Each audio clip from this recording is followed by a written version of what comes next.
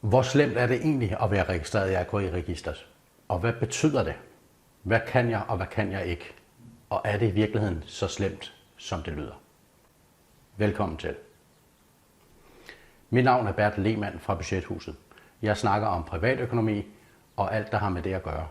Så hvis du er interesseret i at få notifikationer og høre næste gang, jeg laver videoer, så er du velkommen til at klikke på abonner og trykke på klokken. Først og fremmest så findes der 2 registre i Danmark, hvor dårlige betalere bliver registreret. Det største og det mest kendte, det er RKI. Det er også tidligere kendt som RIBOS, og det andet hedder Debitorregisteret. Det er sådan set bare 2 registre, som virksomheder har mulighed for at registrere dig i, hvis ikke du overholder dine betalingsaftaler. Så er spørgsmålet, hvor slemt er det egentlig, og hvad kan man ikke gøre, når man er registreret i RKI eller Debitorregisteret? Først og fremmest så kan du ikke låne penge, fordi hver gang man ansøger om et lån, enten i banken eller hos nogle andre finansieringsselskaber, så tjekker de, om man er registreret i RKI som dårlig betaler. Og er man det, så får man et afslag på et lån. Derudover så er der også nogle andre ting, nogle små ting, som jeg umiddelbart ikke mener er særlig vigtige, som er konsekvenser af at være registreret i RKI. Den ene konsekvens det er, at man kan ikke oprette en aftale med en virksomhed, hvor der er et kreditforhold. Og med et kreditforhold, der mener jeg, at det er en situation, hvor man bruger noget, inden man har betalt for det. Så det kan for eksempel være et benzinkort. Typisk så er et benzinkort, eller en aftale med et benzinkort på den måde, at man jo tanker, og så en måned efter omkring den første, så bliver pengene hævet fra din konto. Det er et kreditforhold, fordi så bruger du benzinen, inden du betaler for den. Så det vil du ikke kunne få. Så er der også forsikringsselskaber. Der er nogle forsikringsselskaber, der tjekker, om man er registreret i RKI. Og er man det, så vil de ofte kræve, ikke alle vil, men nogen vil kræve, at man betaler i forvejen. Det vil sige, hvis du opretter en almindelig indboforsikring eller indboansvarsforsikring, jamen så vil du skulle betale 1 år i forvejen.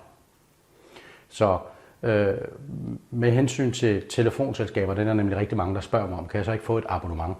Altså du kan sagtens få et telefonabonnement hos for eksempel Telmore eller CBB eller alle de her mobiltelefonservices, hvor du betaler forud. Det vil sige, at hver den første i måneden, så betaler du for et eller andet abonnement med 5 timers taletid eller 10 timers taletid. Og man det betalt forud. Det vil sige, at der har du ikke brugt det, før du betaler. Der betaler du, inden du bruger det. Så der er ikke noget kreditforhold, og derfor så er der ikke noget problem i at få et mobilabonnement. Man er registreret i RKI i maks 5 år for en gældspost. Det vil sige, at hvis du har lånt nogle penge, og du så stopper med at betale, uden at have aftalt det med banken for eksempel, så sender de en rykker, og hvis ikke du reagerer på den rykker, så har de lov til at registrere dig i RKI. Der er så kun 2 måder at komme ud af RKI på. Den ene det er, at du selvfølgelig betaler det, du skylder, og den anden det er, at der går 5 år fra du er registreret. Når de 5 år er gået, så kan du aldrig nogensinde blive registreret i RKI for den gældspost igen. Man kan så til gengæld godt være registreret flere gange i RKI, men det er så for forskellige kreditorer. Det vil sige, hvis du for eksempel skylder penge 5 forskellige steder, og du så stopper med at betale de 5 forskellige steder, jamen så har de hver især mulighed for at registrere dig i RKI-registeret som en dårlig betaler. Så hver gang, at du så der er gået 5 år, eller du har betalt gælden, så har de pligt til at slette dig fra RKI-registeret igen. Umiddelbart så mener jeg ikke, at der er noget galt i at være registreret i RKI. Altså jeg vil ligefrem mene, at jeg synes, det ville være en god idé, hvis man kunne registrere sig frivilligt i RKI, for netop at undgå at blive fristet til at låne penge til noget, som man i virkeligheden ikke har brug for. I det hele taget så vil jeg aldrig nogensinde anbefale, at man låner nogle penge. Det eneste tidspunkt, jeg mener, at det kan være okay at låne penge, det er, hvis man låner penge til køb af en bolig, hvis man har opsparet de penge, som er nødvendige for at kunne købe en bolig, altså udbetaling eller en del af udbetaling.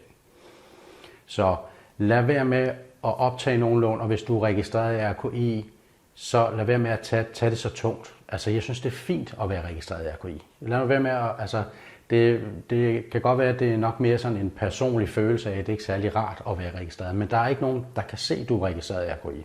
Der er heller ikke nogen, der må tjekke, om du er registreret i RKI, medmindre du ansøger om et kreditforhold, altså ansøger om at få et lån eller et benzinkort eller noget i den stil. Så Jeg synes, at AKI er fint. Det forhindrer folk i at optage forbrugslån, og det skal man alligevel lade være med. Så jeg kan ikke se, at der overhovedet er noget problem med det. Hvis du er i tvivl om, hvorvidt du er registreret i AKI, og hvem der har registreret dig i AKI, så har du mulighed for at gå ind på dininfo.dk og logge ind derinde. Der kan du se, hvem der har registreret dig, hvornår de har registreret dig, og hvor meget du er registreret for, altså størrelsen på den gældspost, eller de gældsposter, der er. Det var, hvad jeg havde til dig i dag. Jeg håber, du kunne bruge det til noget. Du er meget velkommen til at skrive en kommentar i feltet nedenunder, eller et spørgsmål, så skal jeg gøre, hvad jeg kan for at besvare. Og ellers så tak, fordi du så med, og vi ses næste gang.